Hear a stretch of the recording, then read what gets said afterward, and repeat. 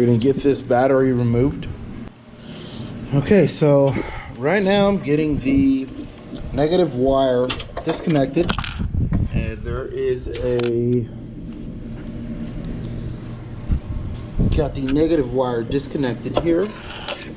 There's going to be a 10mm bolt holding these two wires in place. And you're going to get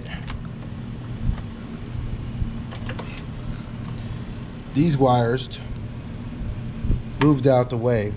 You want them disconnected, they're going to go down with the tranny. You'll get these wires here. Once you got them fully disconnected, just shove them straight down there.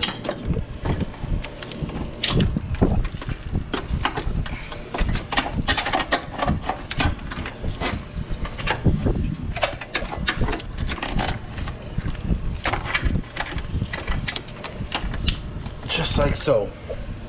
Alrighty. Now we got the shifter cables to deal with, and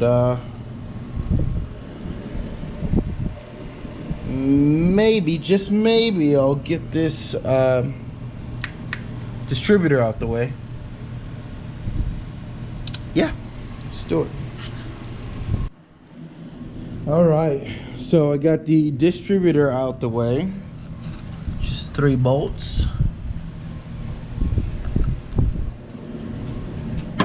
Just 3 bolts there, and I also got the wire harness removed for every one of these sensors here and just pushed back out of the way. Also the shifter cable, a little hard to see, but that is loosened out the way. Not really out the way, just loose. And then I will get the slave cylinder removed. We'll go ahead and remove this. Sorry guys, trying to find a good spot. I will remove the slave cylinder out the way just a bit, and the way you do that is you get this 12mm bolt here removed. There is a rubber hose, so then you'll be able to flex that around a bit, and down at the slave cylinder, a little hard to see, but down there slave cylinder lives, and you will remove 2 12mm bolts, and that'll allow you to move that around. After you got your wheel off, you want to take off the 36mm nut. Now for those of you that are doing this on the floor, if you don't have an impact and you just got a breaker bar and 36mm, you want to do this part before you take the wheel off and keep the vehicle on the floor, so it the weight of the vehicle will allow you to loosen this bolt up, because it will be tight. You want to take off the axle, and the way I go about taking off the axle is I go ahead and head underneath the car, and there'll be that castle nut there. You want to take off the cotter pin and undo the castle nut. On this vehicle, that is a 17mm. When you undo that, you want to stick a fork right in there, or bang with the hammer right here. Bang it with the hammer pretty hard, and you should be able to get that ball joint to loosen up, and you'd be able to pull this forward to get the axle out. Now the axle you don't need completely out. The axle, you just need it to be released from that end there, so it comes out of the transmission, because we are dropping the transmission to do this job.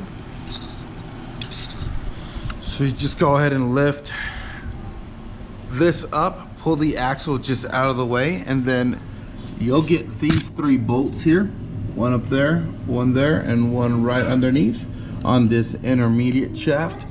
and loosen them up, get them off, and then pull the intermediate shaft out. And it'll take a little bit of wiggling, but you'll be able to get that completely out. You also want to do the same thing on this side. Get this axle out, take off that bolt there, get the axle, get the knuckle lifted up, axle out. Doesn't need to be completely out, as long as it's hanging out and as long as both of these sides are clear on this transmission, so you can pull it out. Okay, so after both axles are out and the intermediate shaft here, you want to take off this crossbar here, this bar here, and then you want to take off this bar right here. There's two 17s there, two 17s there, two 17s there, and two 17s there. Total of 8 17s on this bar. As far as this portion here, it's going to be 14 millimeters on that. Go ahead and get this portion removed.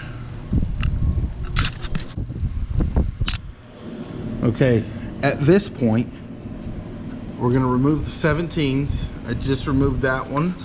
You're going to remove the one right underneath the starter there. That's a 17. You've already removed the two on top. You'll come around here and you'll remove this one here, and this one, that one, and that one, and that one right up there.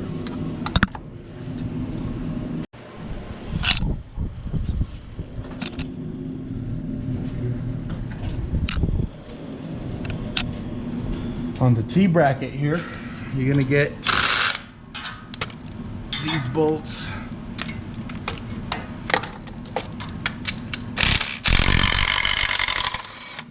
loosened up and out the way. This one as well.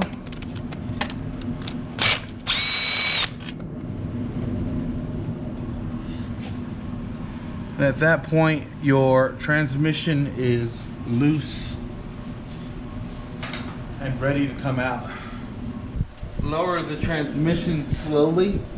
If you're doing this on the floor, you just use a jack.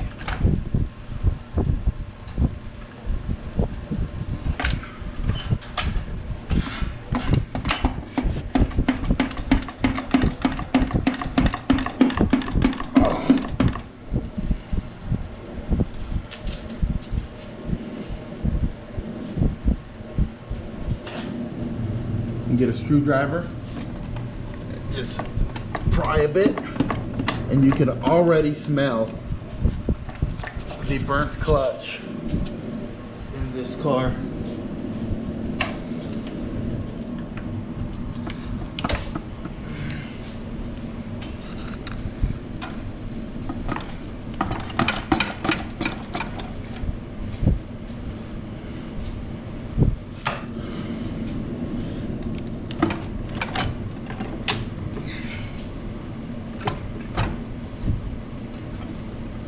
When lowering the clutch, just make sure everything is out the way. You don't want to pull a clutch line.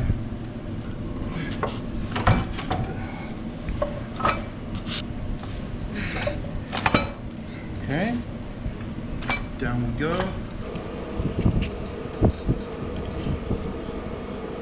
Look around, make sure you don't have anything loose or anything binding. So we're gonna pull this out of this area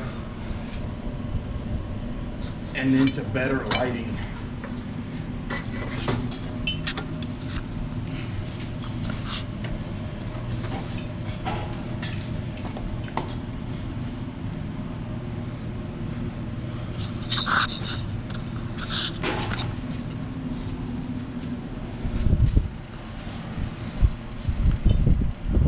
For the pressure plate, you're gonna need a 12-point 10 millimeter socket. A 6-point will not work, and this is an O'Reilly's GM8209 part number. You can get it at your parts store, guys.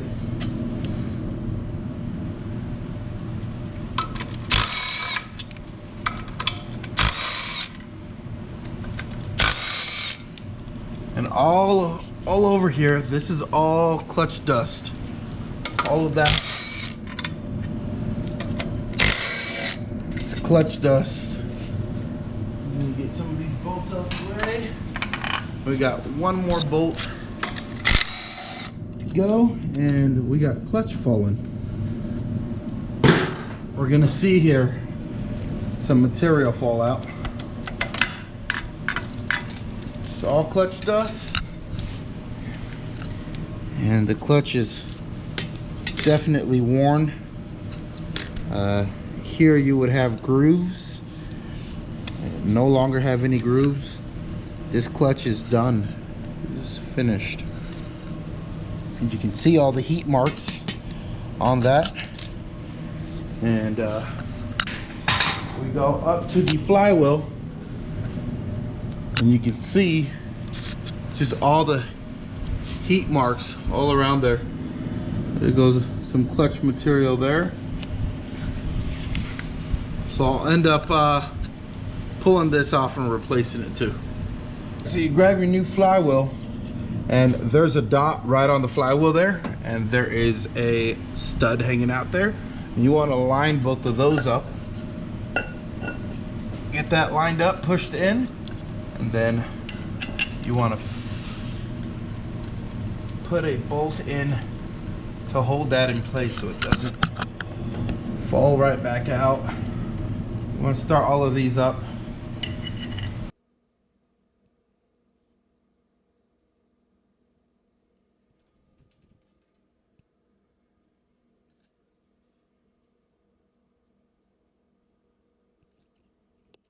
reason why you do that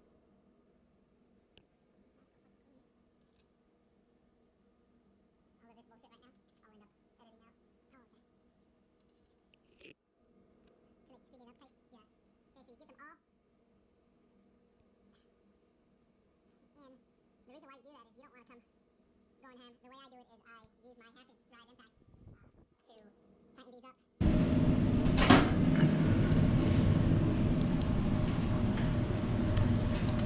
Now we got our clutch and pressure plate.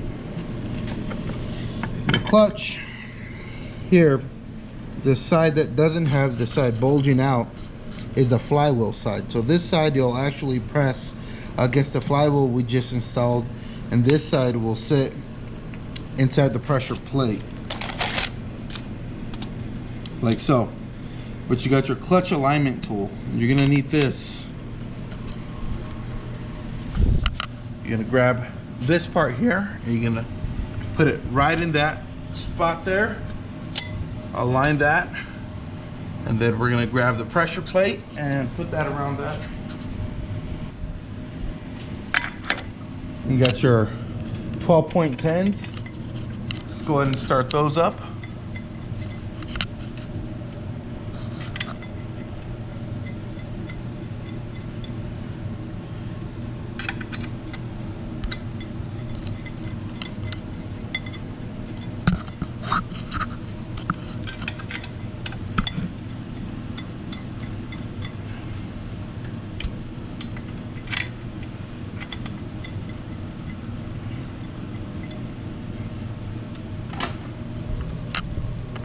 And there'll be 6 of these 12.10s. After you're done torquing them down to manufacturer specs, just go ahead and pull out the clutch alignment tool, and you're all set to reinstall the transmission. At this point, you should be able to install the transmission the way you removed it. So reinstall reverse of removal. Thanks for watching.